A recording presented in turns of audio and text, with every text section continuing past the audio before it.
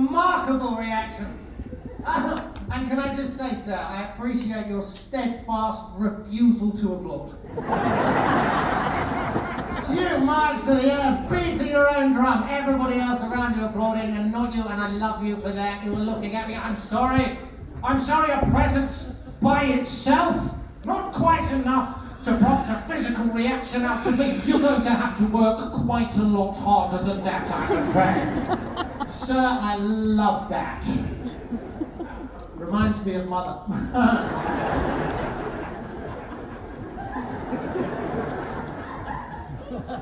What, do you mind me asking your name? Oh yeah, yes, you chap I've been staring directly at. Yes, no man in the front row in my peripheral vision whose shoulders have visibly gone down 3 centimeters in relaxation. No, it is not you, as the man behind you has gone into paroxysms of physical gymnastic anxiety. Oh, fucking hell, he's on about me here!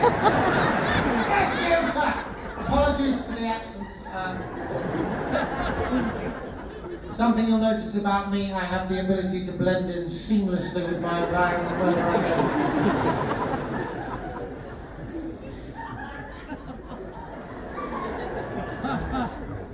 I feel an energy, I match it, we become completely indistinguishable. Yes, you, yes. Andy! 4th time you've seen me! Go ahead, Andy! Love that commitment! Alright, it's the 4th time you've seen me. Alright, what am I going to say next? I'll be honest with you, I've forgotten! I haven't. I mean, just say, Andy, you're an 8. You're an 8. 8 in Scrabble. 1, 2, 4. Very much in keeping with the theme of the show. Appreciate it. Thank you for continually coming back. And chap in the front row who thought he'd got off with it and completely relaxed. I feel Chelsea Brown to sort of bring you. What's your name? Anthony. All right. You're a 12 in Scrabble. Yeah. 1, 1, 1, 4, 1, 1, 4. 12 in Scrabble is the same as Illuminati. Just. So Anthony's partner, keep an eye on him. You know, you're sitting there watching it. There's an off chance he is a lizard. You're sitting there watching a box set, just catch him licking his unblinking eyeballs with his 9-inch retractable tongue. Thank you so much, everybody who's come tonight. I'm going to presume the lion's share of you know who I am, what I do, and what I'm about. Is there anyone who's been dragged in here with a poorly worded explanation? Yeah. No idea what they've walked into. Yeah. The first 2 minutes have helped not a jot. 5 people posting at you down there with the blonde hair. What's her name? Lindsay, how many Y's?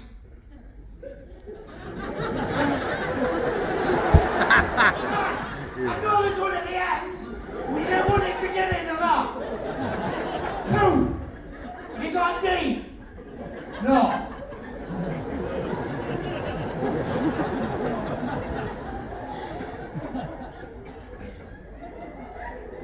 Number 12? Right, Lindsay. I have to be honest, I appreciate the people who've talked you in here because I know for a fact I'm not the easiest man in the world to explain. I appreciate your efforts. Lindsay! What? Don't come and see try off. Who is it? What? Is he a singer? No. What does he do? Let me show you this video. No, I can't be bothered with that.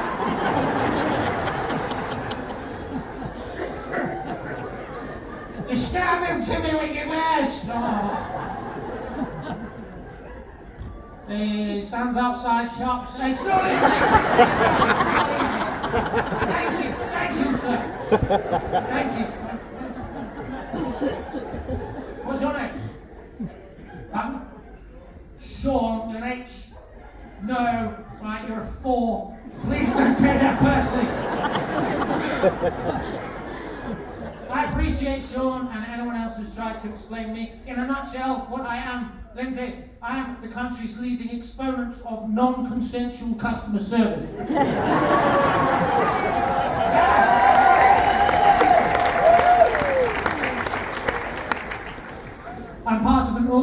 association called the Greeters Guild, which is comprised of two members. Jan Moby. Myself and the great Jan Moby. Hey! Jan, I will forgive you not knowing who he is at this time. Jan is a footballer from the 1980s. A Scouse-Danish hybrid with a tremendous engine. And he's my boss. And he didn't know that he was my boss. He found out. Jan Moby found out that he employed me when he started trending on Twitter. Essentially, and any time a footballer from the 1980s starts trending on Twitter, everybody quite rightfully panicked. A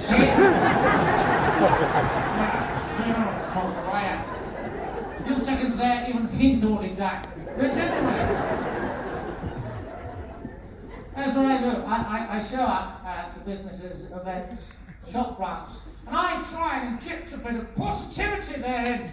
And yeah, why not? Yeah. And management tends to react by calling security. Wish I were exaggerating. Here I am, being violently moved from outside a shop called the Poundland.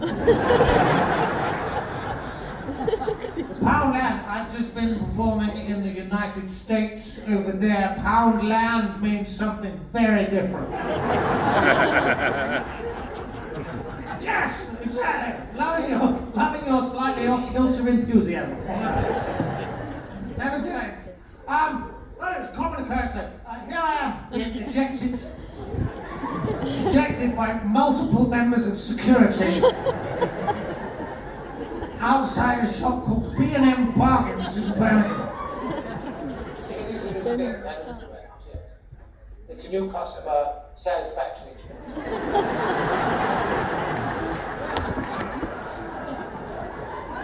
Look at that.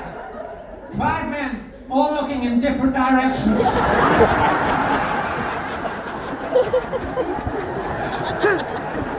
Show us the Dutch one. At the same time, nobody has any idea what to do with their face. Absolutely ruined his day.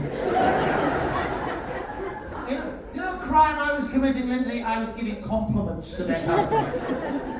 But luckily, post-event, this particular shop, B&M, they were wise enough to realise that I was a benign presence, and they wrote this: "You're such a gentleman for helping."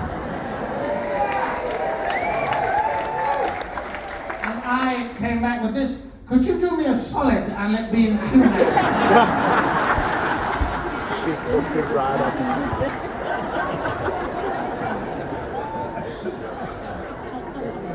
Lindsay, you wouldn't know this, but Jan decided to deploy me to the barren dystopian wastelands of the B&Q in Warrington. And the manager threw me out.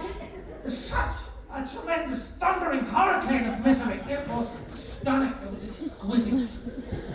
I don't know what Charles Dickens would have called this person, but it definitely would have contained the word ratchet. This woman was stunning. Have a look at yourself. Welcome to B&Q, Sarah. Hope you find everything you need. No, we don't want that.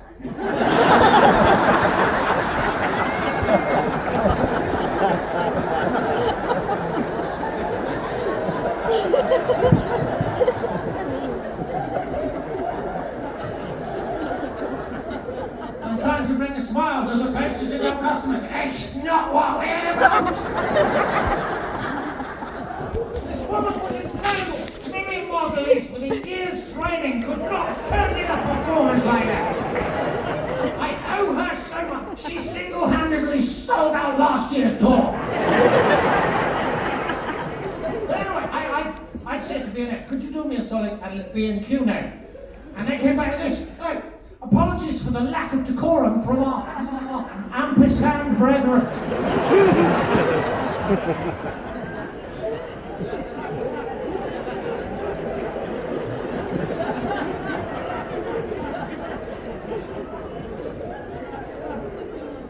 If you want any indication of how uptight we are in the UK, one man giving compliments outside one shop in Birmingham has started a turf war between two high street giants.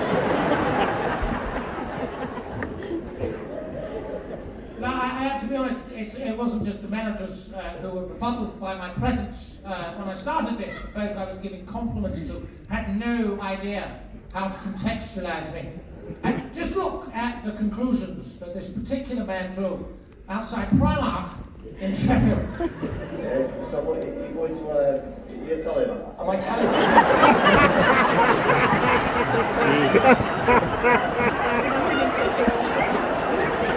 You know. You've not seen that one.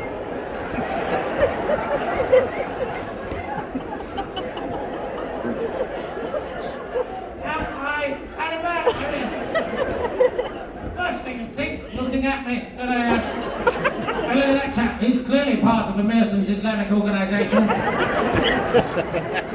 I Taliban? Hello, Troy, it's the Taliban, yeah? Trying to activate you as a sleeper agent. Get yourself down to Primark in Sheffield. And we would like you to cause confusion and dismay with the shoppers therein. This Saturday. No. Wear what you like. Am I? Wait, Taliban.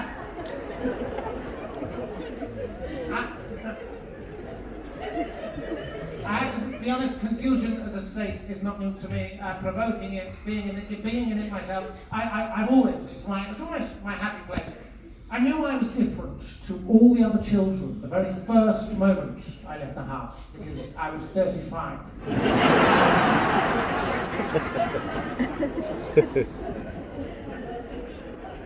I was homeschooled, home college, home gap year. Mother had me in the late 70s, her late 70s, she's 106 now, she's in a job. My God, life is what you make it. She's very big on social deportment. She said, when you make your debut in society, Troy, you're not to upset anyone. You're not to talk about politics. You're not to talk about sport. You don't discuss emotions. I said, Mother, what am I going to talk about? And she said, Troy, we are from Surrey, and we talk about the weather. So I don't find. And I set myself to learning everything there was to know on that subject. Now, at that point in history, as a homeschooled individual, my main research tool was something called CFAX. Now this is a very strict demographic-based rule splitter, depending on whether you are above or below the age of 50. Anyone who explain what CFAX was? CFAX was a very early dictatorial version of the internet. It told you what you were going to read, and it gave you 45 seconds to do so.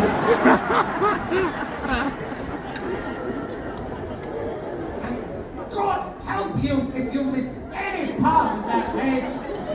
You missed the line, you missed the paragraph, you had to wait a full 5 minutes for the page to roll back around. You had to wait 5 minutes. The Kim Jong-un of information delivery. You had to wait 5 minutes, and do you know what? People did. People waited 5 minutes. Do you know why? Because ADHD hadn't been invented yet.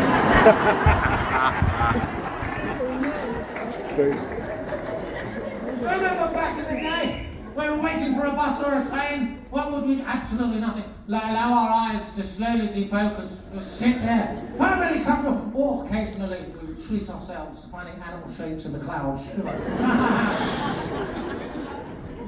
And by the way, if anyone thinks that I'm downplaying, denigrating, or denying the existence of ADHD, fucking look at me.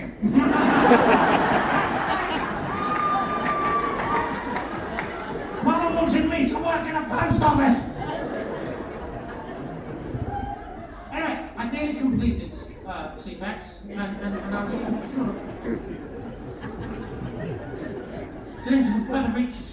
And there was this name that kept popping up on the sports pages, this chap.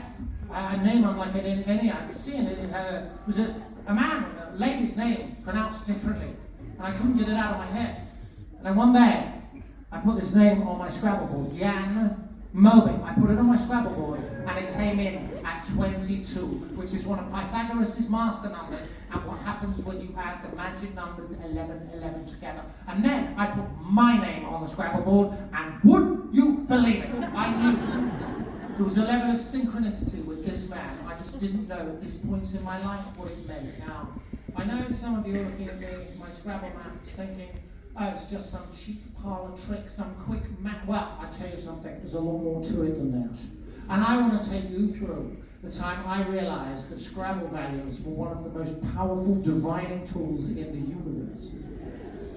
Now, before I made my actual physical entrance into society, I had a soft launch online. And I found a community called Plumstead's people, and despite never having set foot in her borders, they opened their doors to me and I joined. And this was my first attempt to integrate with a group of people. And there was a post on this page that changed my life forever. And it's this one here from a lady called Susan Vint. And it goes thus: Chestnut rise, enough. Every Saturday night now, too much noise. Bass notes rocking the house. Only night I hope to have peace. Have a bit of consideration for your neighbours. Have a bit of consideration for your neighbours. Now, I'm quite a wordsmith. I was then, I am now. I've never come across this word before. I had to look it up. Turns out, consideration is the blessing of an amulet, weapon, or trinket with magical abilities. And genuinely, if you have a look here, it takes you through the entire process. You hold said item, you allow relevant magical charge to flow through your body into said item, hence the act of conservation. So what Susan Vint is saying, I want to say, Chestnut Rise, if you are going to keep me awake every Saturday, at least have the decency to imbue my bard's cloak with invisibility. We all live here. Not up here. Fine. Then we have this from Alison Miller. She pops in, she says this, she disappears forever.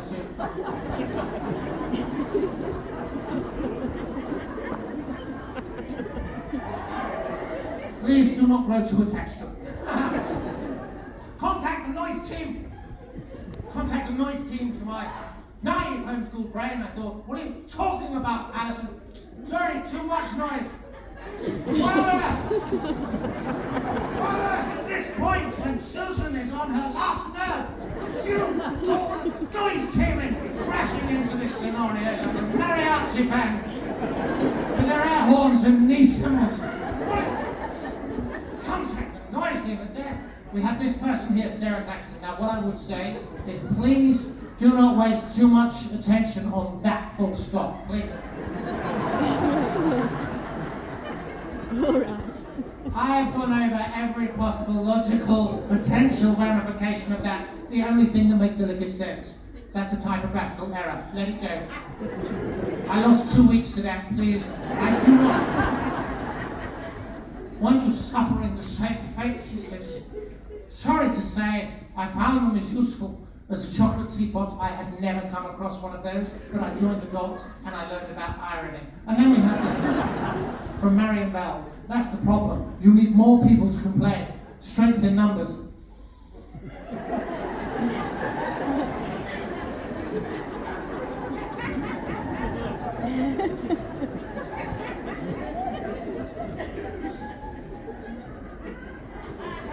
Get the Petium going. Get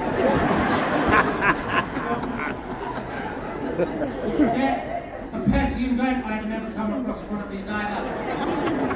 I had to look that up. This can only refer to one thing, and one thing alone, and it's this chap here, Jerome. Jerome Pétion, now, 18th century French politician. Jerome helped the king into Paris at a time when it was politically very difficult for that to happen. The king was overjoyed with Jerome and immediately made him mayor of Paris. However, Jerome was a dreadful mayor. He immediately got deposed, and in fact still the shortest serving mayor Paris has ever had in her history. He got fired, and he was furious. He fled to Normandy to start his own uprising that nobody joined, and then he killed himself. So,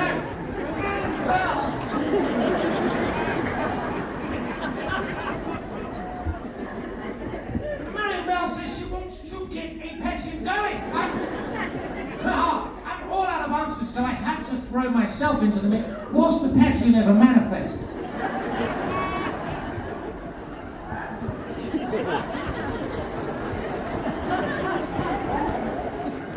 Wondering how it went because I'm considering it myself. Little one, I would not know where to start. I heard nothing back from Mary Bell. And then this consideration. Sorry to correct your direction. Consideration is actually the blessing of an amulet, weapon, or trinket with magical abilities. Manchester, I heard nothing back from Vinci either. Now, bear in mind, this was my first attempt to integrate into a group, and it was going horrifically wrong. And I thought, I've researched everything perfectly, there must be something I am missing here. And then late one night, or early one morning, I lost track of time. It hit me like a thunderbolt, and I can't believe I had missed it before. Have a look at this. Klaxon, bell, klaxon, bell. There is a klaxon and a bell in a post-about noise. I thought this I had to explore further, so I did. I took Jerome Petillon to Villeneuve. I threw him on my Scrabble board. Somebody do some quick maths and add those numbers up. Pardon? 42. And what is 42? The answer to everything! The meaning of life!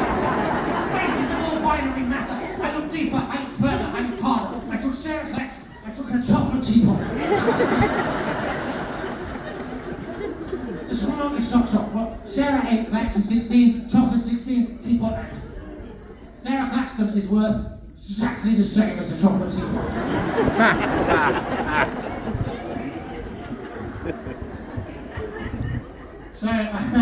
So I thought I'd let her know. Sarah Claxton.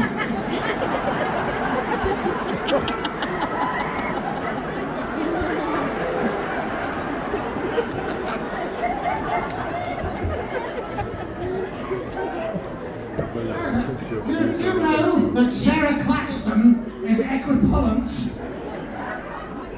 to chocolate teapot in terms of Scrabble, are you? Quite a synchronicity.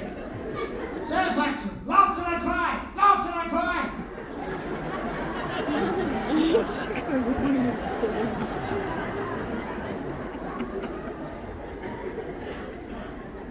I like to think I'm a bit more useful than that. I'm afraid not.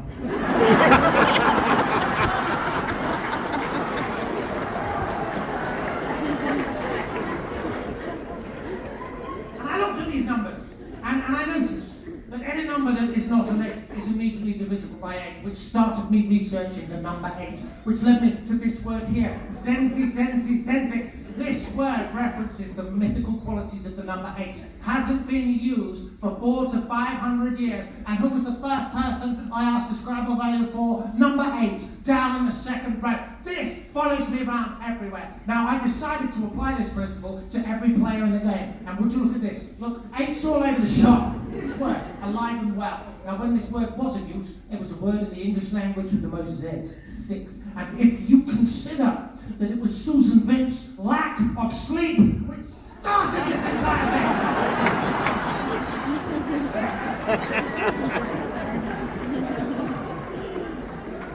Did I ever ignore Scrabble values after that, for Christ's sake? Now, I have to be honest, that was such a wonderful word, and I thought the universe, that's what she wanted me to do, was resurrect these dead words. So I hit upon a plan. I would go to the place in the UK that houses her most talkative members, Liverpool. I would get every Scouser I met to adopt one of these dead words. The amount they talk, all of these words would be back in the rotation in no time. That was my plan. Can I interest you in adopting a word? Your word is plumbified. You're a magician. Are you a magician or something? Are you married or Gomez? His wife is attractive but possibly dead.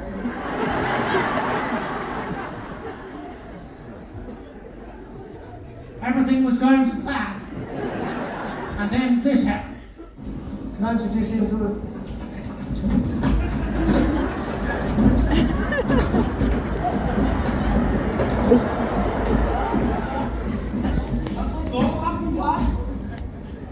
Do me a favour back. Alright. Your word is ugliography. Seatbelt or a jacket back? I was prepared to take that man's head off. I know, lovely bit of street drama. Thank you. Thank you very much. And essentially that was how the press viewed it as well. I was widely described as a hero. I mean, I've got no idea what rakish alter ego means. But I have to be honest with you, it didn't quite play out the way I imagined. And none of you visually recorded it on your first viewing. Let me take you through this step by step. I saw one man chasing another man. I looked at him with this look here. I surveyed the pursuer, I surveyed the pursued. The pursuer had wonderful skin, and I thought, well, bad guys aren't normally that well hydrated. And I picked my teeth, and I looked at the pursuer with this look here, Which said, would you like me to help you apprehend this chap in your foot race?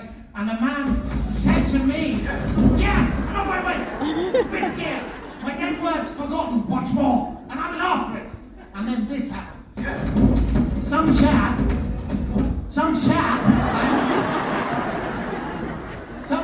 who doesn't even stop his phone.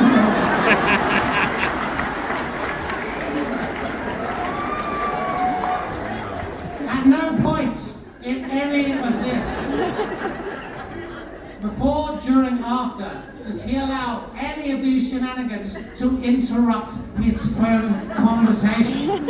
Alright, Steve, we playing five-a-side Tuesday? Alright, son. Are we outside in the door? But fuck off! Just son of it! Carries on about his day. And what did I actually do? What did I actually do? Well, here's what I actually did. Nothing. So I did. I went in goal.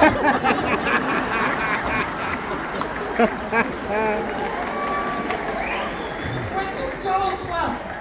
Ball had already dribbled out of play.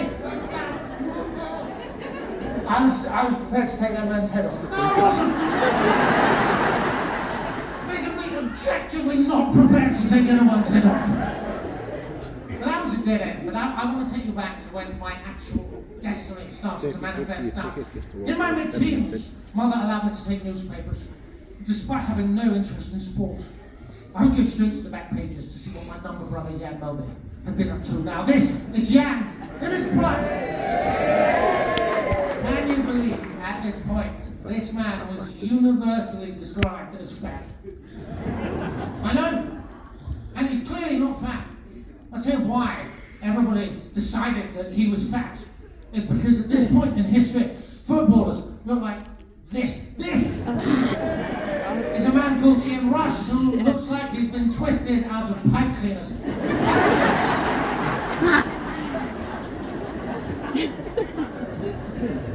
And they all look like they're stomping around with sunken eyes, all cheekbones ripped, and cocked like a load of grave robbers, living off a diet of bone marrow, the station. Look at this thunder chunk of stuff, Danish weight. You know what? He was fat. Fat with a PH and thick with a double C. And it wasn't just his appearance. You see, I know nothing about football, but I was fascinated by what Jan did on the pitch. On the football pitch, there was a tiny circle in the middle, and Jan would get in that tiny circle, and he would stay there the entire game. He would not budge. He'd stay in that centre circle the entire time. Some people called him lazy. They entirely missed the point. He stayed there so that he could spray passes to all of his teammates, enabling them to shine as bright as they possibly could. Jan was a catalyst for everybody's excellence. And when it came time to leave the house for the first time, I thought, damn your winner check, mother. I'm going to be the Jan Mulvey of the social world. I'm going to be the catalyst. And instead of passes, I'm going to do it with compliments. That was my mission. Now, one thing I wasn't prepared for was the average British person's reaction. To a compliment. Remember, I told this one man that he had the vigorous fire of youth in his eyes. And he said, no thank you. I got that a lot. No, thank you. Bit busy right now. Sorry, I don't want to buy anything. I told someone they had fantastic posture. Do you know what they came back with? You don't scare me. How was I supposed to know at this point that the way the average British person shows love to their friends and families is with insults? I had no idea. How was I supposed to work that out? And do you know the silly thing? At the beginning of all this, if I'd have been stood outside these places giving folks insults, I would have been far easier to digest. I'd have been stood out there, talk me through this outfit, sir, because it looks to me like you recently upset a motorcycle gang, and they've taken their anger out on you by chaining one of your ankles to a rear axle, dragging you round a muddy and bumpy field, and by the vacant and haunted look in your eye, I would say you fully deserve that. I can't imagine the crimes that your family committed in a past life to get stuck with you in this one, you vile waste of skin.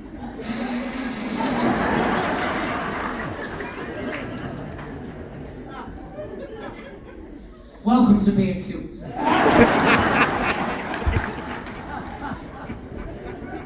They started being on brand. This is what I realized. Jan had a stadium, Jan had a pitch. I needed a venue to legitimize me. Now at the time, I was obsessed with bad customer service reviews, and the Clark Gable of customer dissatisfaction was a place called TK Maxx in Macclesfield. 62% one-star reviews. Honestly, their cloths always have handle.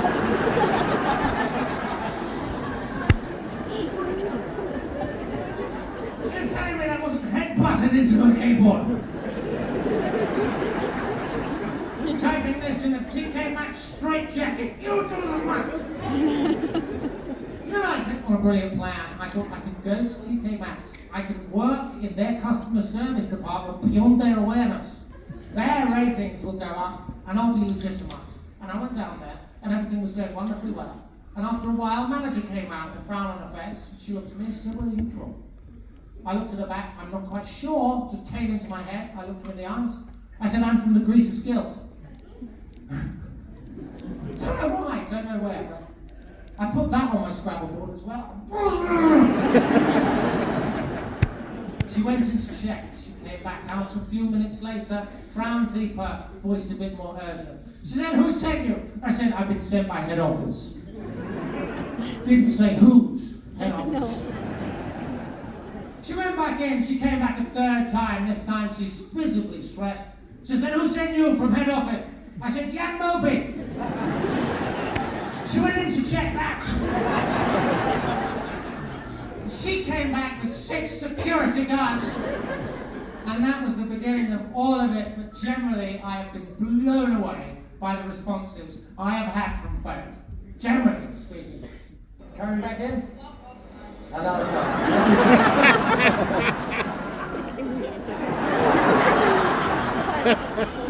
Never looked at like that 12. I don't know if you can see the stunning juxtaposition of our two different facial expressions here. Could not be more diametrically opposed. And I looked at this person and I thought she looks kind of familiar. And I thought back. The last time I felt that kind of energy, I thought, look, it appears I found my natural predator in the wild. And then something incredibly bizarre happened. I was stood outside Tesco's in Salford, blinking at shoplifters. Genuinely. Go on, I'll cover the beats with my screams. Away!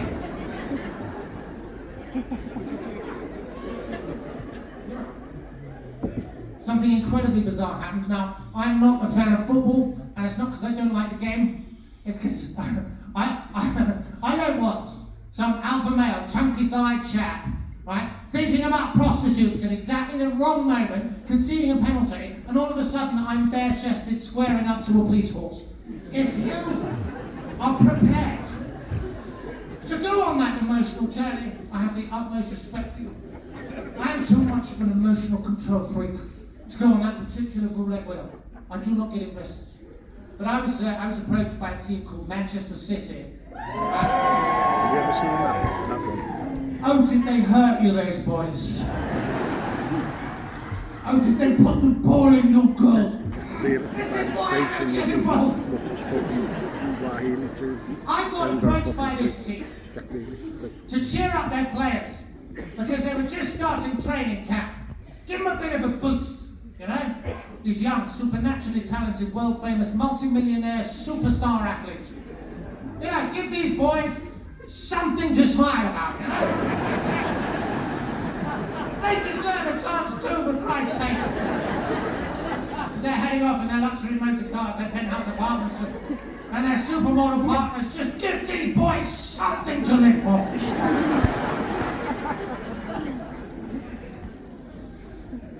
Anyway, first chap comes through. I now know this man. I now know this man is called Jack Grealish. It was my job to give this chap a bespoke compliment. I met him at Villa. He got out of his taxi. I took in the visual information, popped it in my mental microwave. Mental microwave went ping. Not sure what his was doing. He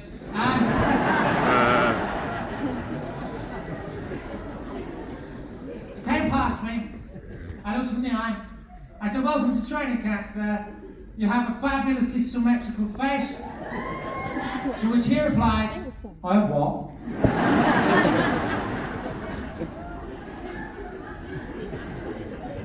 Now I knew I was loud enough. Mother is very big on projection. I also know for a fact that he has a symmetrical face. I'll tell you how I know that, because since somebody on Twitter graphically reconstructed his face, laid it down the middle, he has a mathematical face to a degree. I knew I was. I thought, try again.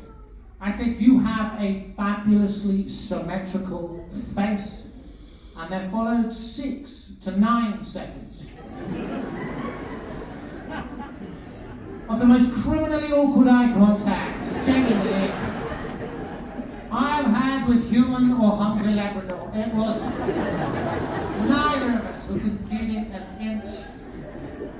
I was confused. He was aghast that I wasn't looking away. And then it slowly dawned on me altogether.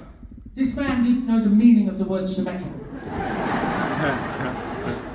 He thought, and I quote, that I was trying to mug him off. And I realised that he didn't know the meaning of this word when I saw him gently try and wipe some of the symmetry off of his chin. And by the way, from the horse's mouth as well. You have a fabulously symmetrical face, but to be honest, I didn't really know what that meant.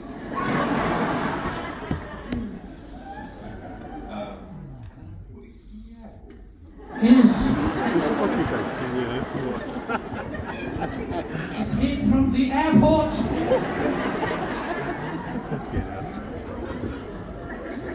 Yes, we at Check-in Security have been alarmingly proactive these days. We come to training to check your passport. Just to pack those bags yourself. No, genuinely, right? People attack this man, Jack Grealish. They say that he doesn't have a brain. I don't think that's right, and I don't think that's fair. I think even his most ardent supporters would agree he's not an overthinker. But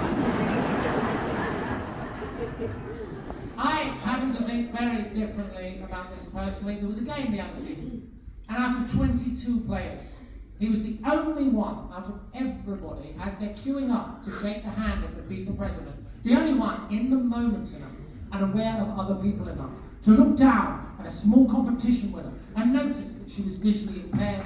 He immediately diverted 100% of his attention to this girl, regardless of his exterior circumstances. And by the way, while he was doing this, all of the other players were walking into the back of him like automated lemmings. And the FIFA president stuck out his hand for a handshake 5 to 6 times, unanswered, to the point that he looked like a novelty Chinese cat.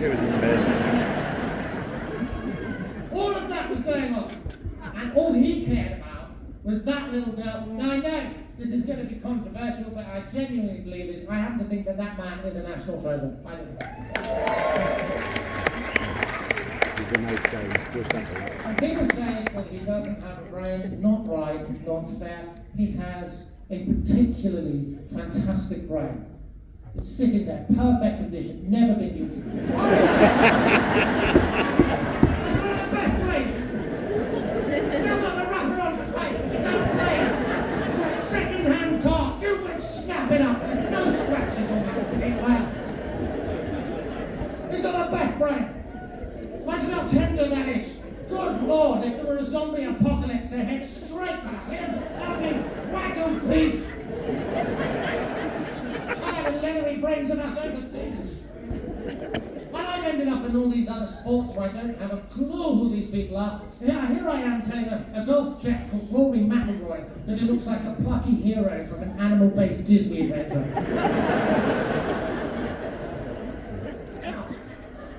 He liked that. I'm pretty sure he liked it. Well, either he liked it or his cheeks were full of acorns. It was one.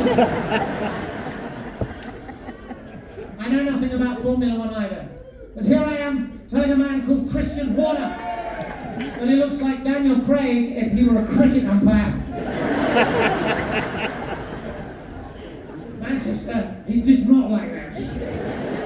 He very much did not like that. But if you look at the face of the person to his right, looks like something she's wanted to say to him for quite some time. And again, you know, mostly with these sort of sports, everything's been wonderful. Generally speaking, I did have one particularly hairy moment. I got booked to welcome a bunch of heavyweight boxers to a press conference. Now, their fight was on the Saturday, right? The press conference is on the Wednesday. They're descending these escalators, these terrifying Dorito-shaped assassins, proud past their feet.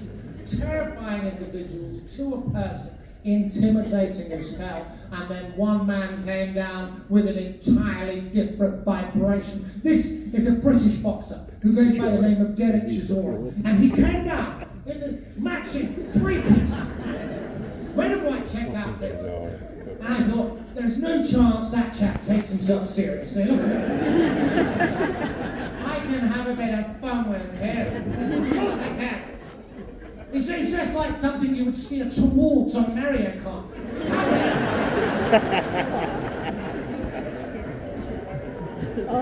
It's just like the inside of a picnic basket. Man, him can have a bit of trusting. Of course we can. He walked past me. I looked at him. I said, sir, you look adorable, comma.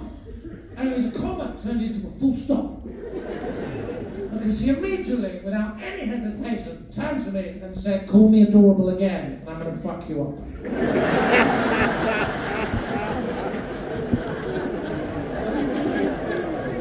Right?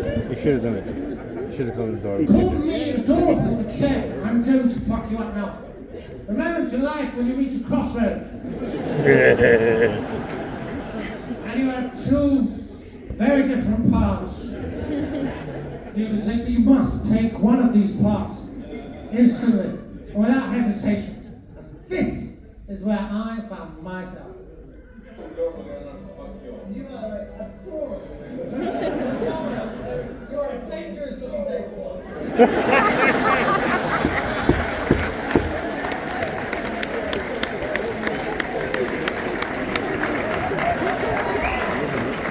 Do you know what he did, 12? Do you know what he did? He did nothing because he's adorable. And by the way, I put Derek on my Scrabble board as well.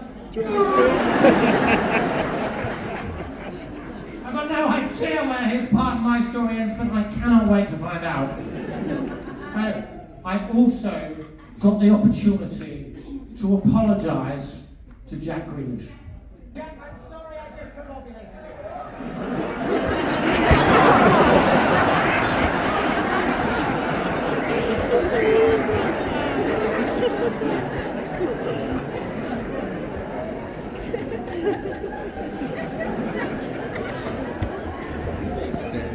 I feel this needs a bit of a backstory. So, they kicked their final football on the Saturday of that season, and this was the Tuesday, the second they finished playing. Jack Grealish embarked on the kind of alcoholic rampage not seen since the passing of Sir Oliver Reed. He went on a 72-hour drive of fun. Now, when we see him here, he's about 55 hours in. He's still watching the beads. He bought those beads off an Ibiza beach vendor about 6 hours prior to this footage being taken. That chap giving him a support kiss is practically holding him up at this point. He is at his weakest, his most vulnerable. But I have to tell you exactly what happened. He came up the steps, and I said, you've got the face of an angel and the calves of a baby rhinoceros. Jack, I'm sorry I discombobulated you before. And here's what he did now. The club won't allow this footage out, but here's what he did. He sidestepped the discombobulated challenge. He hooked onto the rhinoceros through ball. He turned back to me and he said, "And I drink like a fish." His posture changed. They started celebrating. The little fella went wild. And they quickly walked down the bus. And I thought, fine. We will call that a draw. 1-1. We'll call it a draw. It took everything in me, and I mean everything in me, not to say fishes don't drink water, they imbibe its osmotic.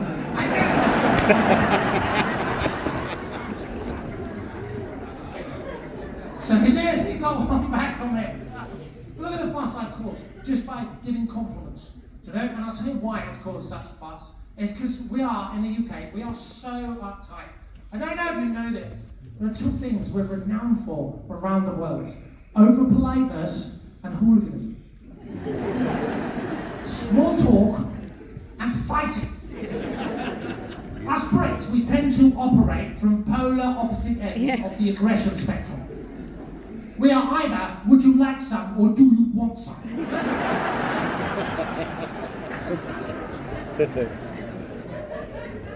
We gave the world Ronnie Corbett and Ronnie Pickering. There's no in between.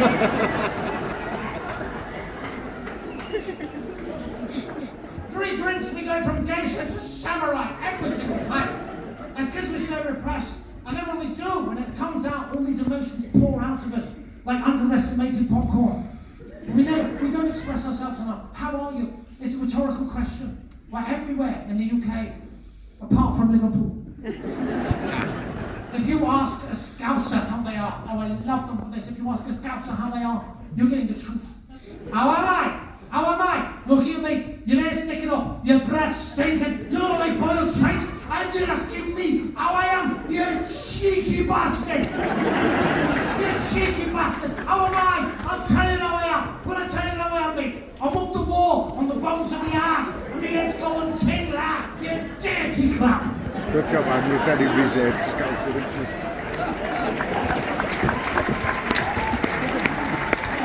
I love them for that. The emotionally open Vikings of the UK. There is no end of mechanism. Braveheart out it comes. Do you know why I love that so much? I'm from Surrey. An unsolicited good morning gets you in the local papers inside. We're terrified though of genuine emotional reactions, genuine emotional exchanges. And you don't think you are. I want you to think back to the last time you went abroad and you made holiday friends. And you've just effortlessly connected with these people. And you've been the best version of yourself, and they've been the best version of themselves. And then you get to the end of the week. These people, you've had such a wonderful time. You make core memories. And what do? You lie to their faces. Call you next week. We must stay in touch. Never going to happen at full well, you know. But you just can't do the hard goodbye because you're so terrified of the genuine. Next time, go for it. Next time at the end of the holiday, sit down with this person, put a hand on the shoulder and say, look, Eric, we will always have to talk. I'm going to be perfectly honest with you. There is no way I'm going to Devon over half term. I am just kidding here. Let's not make a mockery of what we have. Let's have a nice clean break. It's been great, but bye, Eric. Never see you again.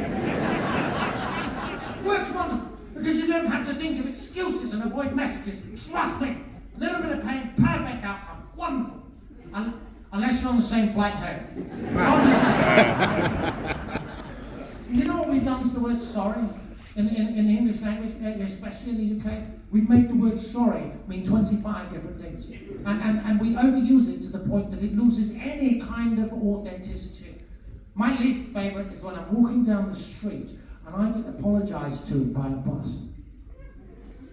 Sorry, not in service. I don't know if you know this, ours is the only country in the world whose buses apologise.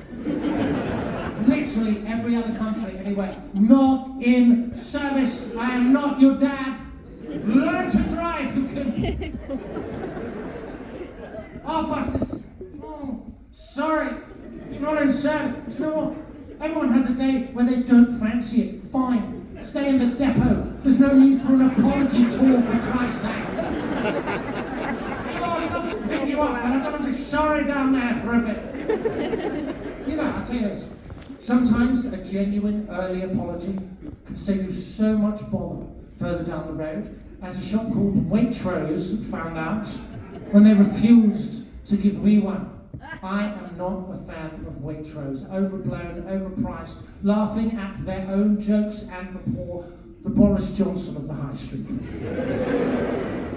I was outside Waitrose for the shortest time, moved on by the largest amount of security guards. I put the results online, and instead of doing what B&M Bargains did, which was to shake my hand and, understand the rules of the game, some bright spark at Waitrose social media department went, hold my drink, Jasper. I'm going to come over the competition's net price and teach them a lesson. And they wrote this. What a faux pas on our part. While we haven't heard of Jan Moby, had to be honest, did not read past that. Jan, I am fighting tooth and nail. For an apology on your behalf, they had the audacity to claim that they had never heard of you. Manchester, I messaged Waitrose privately. I said, apologise to Jan. End this now. You've got no idea the lengths that I am prepared to go to. They ignored that. So I started going to those lengths. I started the hashtag Justice for Jan. And that started to trend globally. And by the way, this is how Jan Mulvey found out that he was my boss. True story. Genuine story. Somebody told his 96-year-old mother in Denmark that hashtag Justice for Jan was trending. She immediately decided that must mean he's in prison. Nearly had a heart attack, ran to the phone in paroxysms of panic, and he had to reassure her with his wonderful Scouse Danish hybrid accent. No more than fine, honestly, don't worry about it.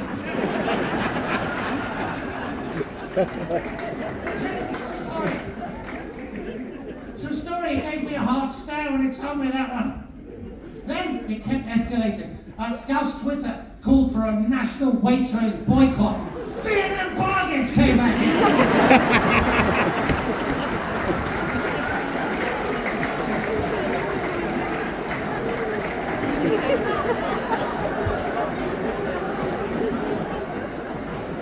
They even found the time to get a two-footed tackling on B&Q as well. They're taking out Waitrose. B&Q aren't even on the playing field. They're just taking them out as well. And then, the big man himself hadn't heard it yet, Look at his brain exploding. That is the news.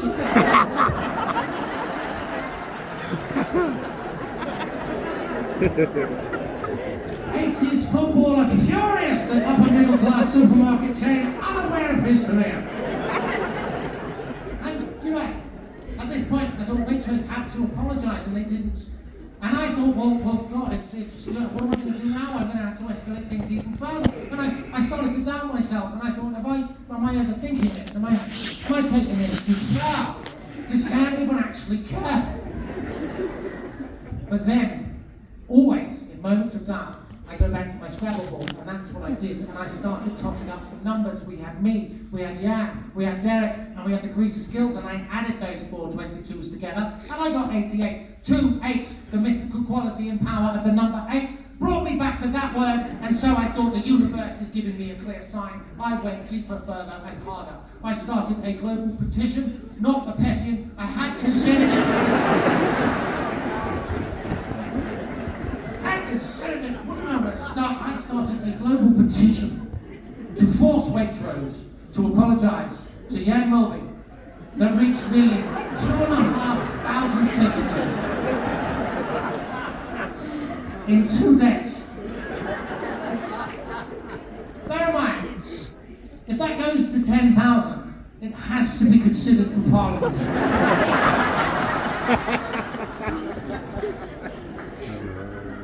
And Waitrose still did not apologise, but they didn't need to, because Waitrose has a father, and Waitrose's father is called John Lewis, also College Chapel. John Lewis grabbed their snotty, spoiled son by the scruff of the neck.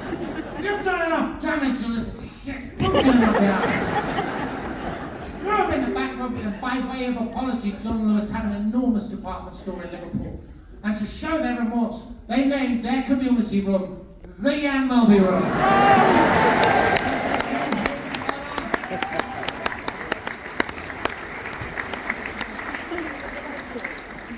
Next time you're in Liverpool, pop into John Lewis, pay a visit to the Jan Mulvey Room. But think about the timeline on this.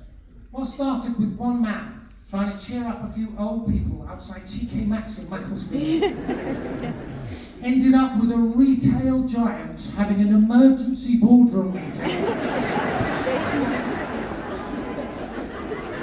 with possible parliamentary ramifications because someone had the audacity to be nice to people in the field of customer service.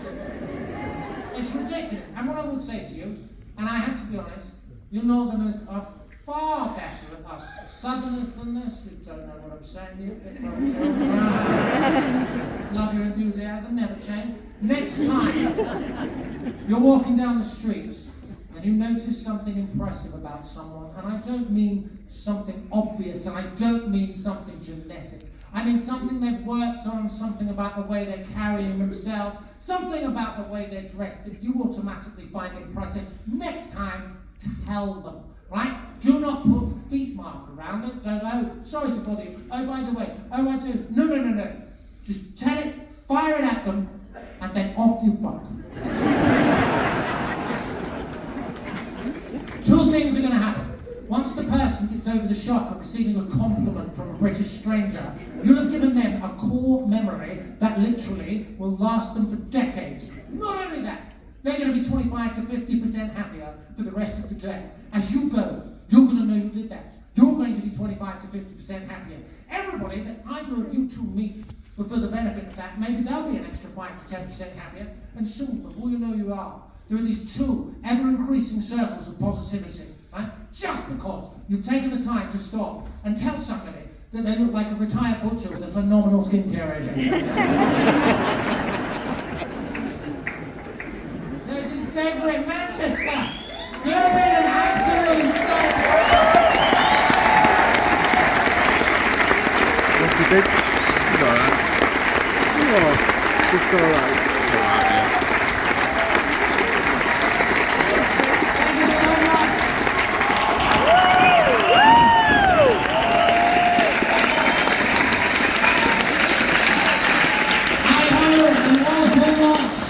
To this particular area, you know, Jack, the football team, but principally, let's have a huge round of applause for the manager of the B&Q in Warrington. Because